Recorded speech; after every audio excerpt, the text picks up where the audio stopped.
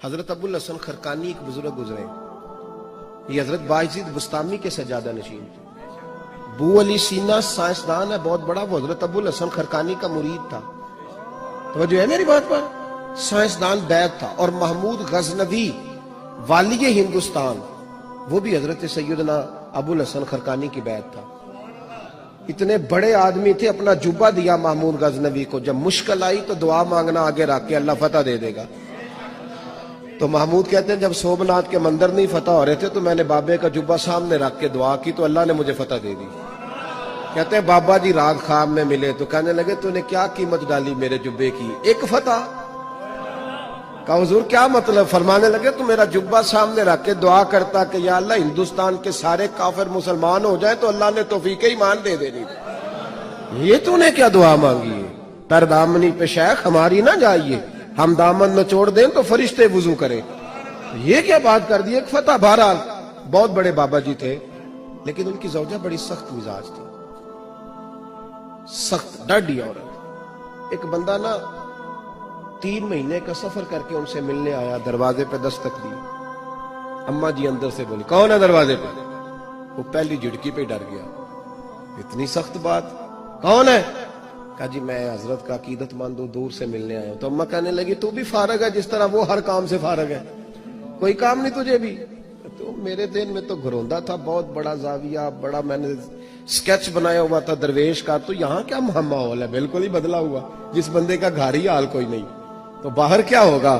فرماتے اماں نے سخت جملے کہے۔ میں نے کہا ہے کہاں؟ تو کہنے لگی وہ جنگل میں بیٹھا ہوگا 10-15 مرید لے کے، اللہ اللہ ہو رہی ہوگی، تو بھی چلا جا اور دروازہ نہ دوبارہ کٹکھٹانا۔ کہتا ہے میں بڑے ناراض پریشان ہوا کہ یار یہ کیا منظر ہے، اتنی سخت ماحول گھر کے اندر حضرت کے، اور میں 3 مہینے کا سفر۔ چلو وہ پیری مریدی والا تو میرا ذہن بدل گیا سارا ہی، لیکن میں نے کہا چلو آیا ہوں تو زیارت تو کر لوں۔ کہتے میں نے جنگل کی طرف منہ کیا تو حضرت ابو الحسن شیر پہ بیٹھے تھے اور شیر انہیں گھر چھوڑنے آ رہا تھا، شیر پہ۔ فرماتے میرے اندر پھر بدگمانی آئی، میں نے دل میں سوچا، میں نے کہا دیکھو بابا جی سے بیوی تو قابو آتی نہیں اور شیر پہ سواری کی ہوئی ہے۔ حضور کا فرمان ہے ترمذی میں، فرمایا اتقوا فراست المومن فإنہ ینظر بنور اللہ، مومن کی فراست سے ڈرو، یہ اللہ کے نور سے دیکھتا ہے۔ کہتے ہیں حضرت میرے دل کی بات جان گئے اور سلام کے بعد فوراً پتہ کیا کہا؟ توجہ ہے میری بات پر؟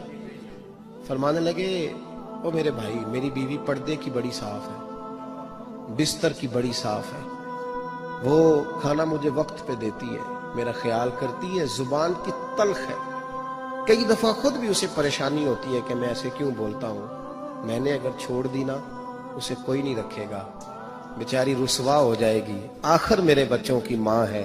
اور پھر حضرت ابو الحسن نے جملہ کہا تو وہ شخص کہتا ہے میں چیخے مار کے رویا۔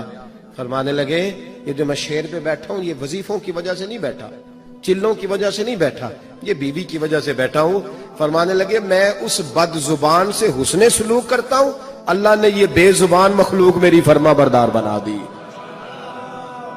او بھائی کس طرح کر کے نظام زندگی چلے گا؟ میرا یہ عنوان نہیں، ورنہ میں اس پر بڑی باتیں کر سکتا ہوں، عنوان نہیں، حالانکہ ہر ایک موضوع کی آج کل ضرورت ہے، ہر اصلاحی موضوع کی ضرورت ہے، پر میں ادھر جاتا نہیں۔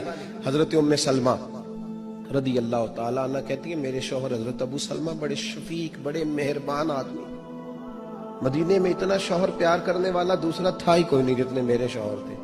کہتے مسجد نبی میں جب ہوتے نا تو نبی کریم علیہ السلام کی جو بات بھی سنتے مجھے گھر آ کے بتاتے، آپ بھی بتایا کریں گھر جا کے، ہم اپنی مرضی کی باتیں گھر جا کے بتاتے ہیں کہ آج خطیب صاحب نے کہا ہے کہ اگر سجدہ کسی اور کو جائز ہوتا تو خامد کو ہوتا، یہ روز سناتے ہیں حدیث، تو وہ بھی کہہ دیتی ہے ٹھیک ہے میں نے بھی حدیث سنی ہے، نبی پاک علیہ السلام نے فرمایا بہتر وہی ہوتا ہے جو اپنی بیوی کے حق میں بہتر ہو، میں نے بھی سنی ہے حدیث، اس نے بھی پھر اس طرح کی یاد کر لی ہے۔ حالانکہ یہ حدیثیں بیٹیوں کو سنانی چاہیے، بہنوں کو سنانی چاہیے، وہ ہمارے منہ سے سنیں گی تو اثر قبول کریں گے، ورنہ تو دوسرا زاویہ ہوتا ہے۔ حضرت ام سلمہ کہتے ہیں بڑا ہی پیار کرتے، جو بات سنتے نا مجھے آ کے سناتے۔ ایک دن آئے تو کہنے لگے لے ام سلمہ آج تو میں تحفہ لایا ہوں تیرے لیے۔ میں نے کہا وہ کیا؟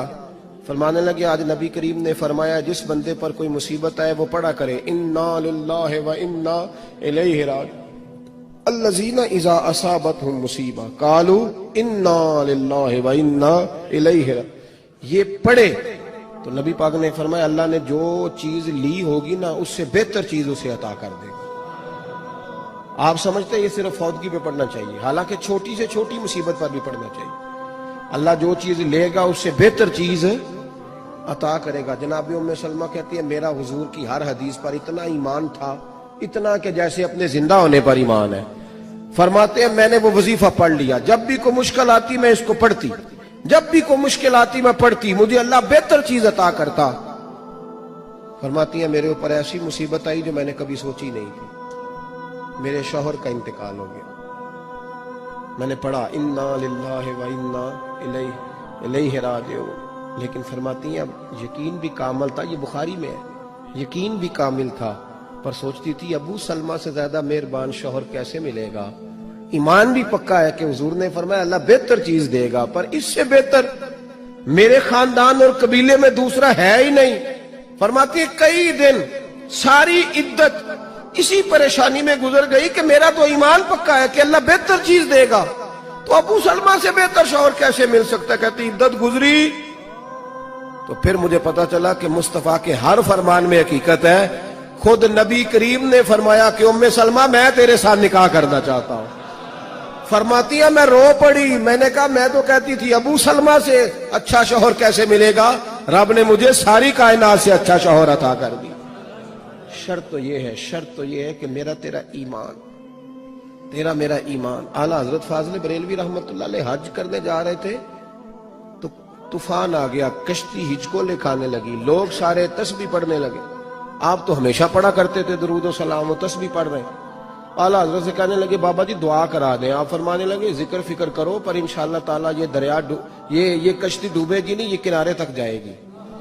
وہ کہنے لگے بابا میرے آپ سے کہا دعا کرا دیں اجتماعی، تو آپ کرامت سنا رہے ہیں، دعا کر دیں۔ فرمایا کہہ دیا نا نہیں ڈوبے گی۔ اب لوگ تھوڑے سے ناراض ہوئے، تھوڑی دیر گزری تو طوفان واقعی تھم گیا۔ اب وہ لوگ آہستہ آہستہ پریشان ہونے لگے، اعلیٰ حضرت کے قریب جا کہنے لگے حضور بے ادبی ہو گئی، پر بتائیں آپ کو کیسے پتا تھا نہیں ڈوبے گی؟ فرمایا اپنی بات پہ نہیں، مصطفیٰ کی حدیث پر اعتبار ہے، حضور نے دعا بتائی ہے سواری پہ بیٹھو تو پڑھ لو، میں نے پڑھ لی تھی۔ کیسے ہو سکتا ہے کہ نبی پاک نے کہا ہے حادثہ نہیں ہوگا، تو پھر چاند تو ٹوٹ سکتا ہے، سورج تو گر سکتا ہے، پر مصطفیٰ کی بات غلط نہیں ہو سکتی۔ مسئلہ تو یہ ہے کہ یہاں ایمان کی وہ کمزوری ہم سوچ رہے ہیں، آپ ناراض نہ ہوئیے گا بالکل بھی۔ پتہ کیا ہوتا ہے 1,24,000 کم و بیش انبیاء دنیا میں آئے، سارے داڑھی والے تھے، صحابہ سارے داڑھی والے، اہل بیت نبوت سارے، اولیاء اللہ سارے۔ میں اپنا چہرہ جب آئینے میں دیکھتا ہوں تو میں کیسے اپنے آپ کو مطمئن کرتا ہوں بغیر داڑھی کے؟ اللہ نے عورت کو داڑھی دی نہیں، اس نے پسند کی مرد کے چہرے پر، کیسے مطمئن کرتا ہوں؟ یہ ایک بات ہے۔ اب اس کے لیے اس ملک میں دین نافذ ہوگا تو تب داڑھی رکھنی ہے، یہ تو کوئی مطلب نہیں نا، یہ تو ہمارا خود نافذ کرنے والا کام ہے نا۔ میں نے کہا تھا ناراض نہ ہوئیے گا، صرف بڑی معذرت سے سمجھانا پڑتا ہے نا، یہ ڈیوٹی ہے۔ لیکن آج تک ہم اس بات پر قائل نہیں ہو سکے۔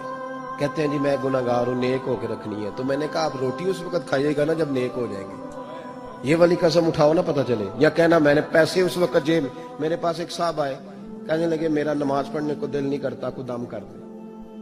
میں نے کہا سرکاری ملازم تھے وہ، میں نے کہا کہ کبھی نہیں آپ نے دم کرایا کہ میرا تنخواہ لینے جانے کو دل نہیں کر رہا؟ کرایا کبھی کسی نے؟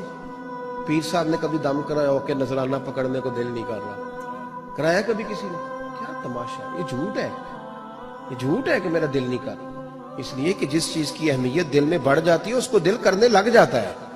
شرط یہ ہے کہ ہمارے دل میں اس کی اہمیت، ہم نے اہمیت ہی نہیں بنائی آج تک نماز کی، پردے کی اہمیت ہی نہیں بنائی۔ بڑے بڑے حاجی نمازی ان کی عورتیں بے پردہ پھرتی ہیں، بے وقت پھرتی ہیں، دلیلیں دیتے پھرتے ہیں لوگ۔ کس بات کی دلیل؟ کاہے کی دلیل؟ اگر سیدہ فاطمہ الزہرا رضی اللہ تعالیٰ عنہ کا احد کے میدان میں بھی پردہ سلامت رہ سکتا ہے، اگر سیدہ زینب کا کربلا میں بھی پردہ قائم رہ سکتا ہے، تو تیری بیٹی کا پردہ کیوں نہیں قائم رہتا؟ تیری بہن اور بیوی کا پردہ کیوں نہیں قائم رہتا؟ عجیب تماشا ہے۔ کس کو نہیں پتا کہ اہل بیت کا یہ طریقہ ہے؟ لیکن لوگ سمجھتے ہیں 10 محرم کو 4 دیگیں پکاؤ تو اہل بیت کا پیار ختم ہو گیا۔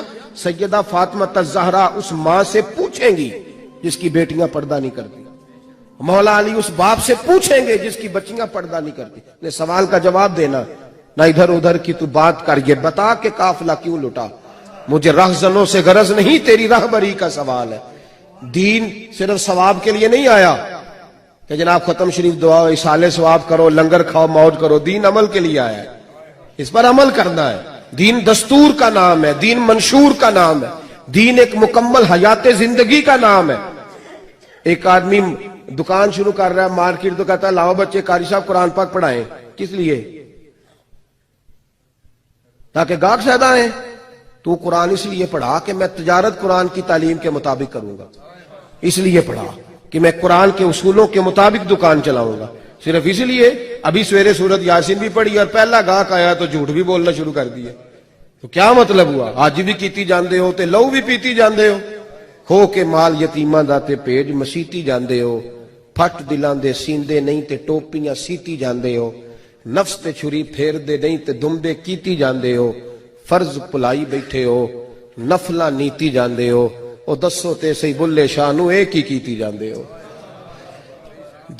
دین عمل کے لیے آیا ہے، ایمان کے لیے آیا ہے، اس پر عمل کریں، اس کو نافذ کریں۔ نہیں کسی کو اچھا لگتی میری پگڑی داڑھی تو بھائی مجھے پریشان نہیں ہونا چاہیے، اس لیے کہ میرے مصطفیٰ کو تو اچھی لگتی ہے۔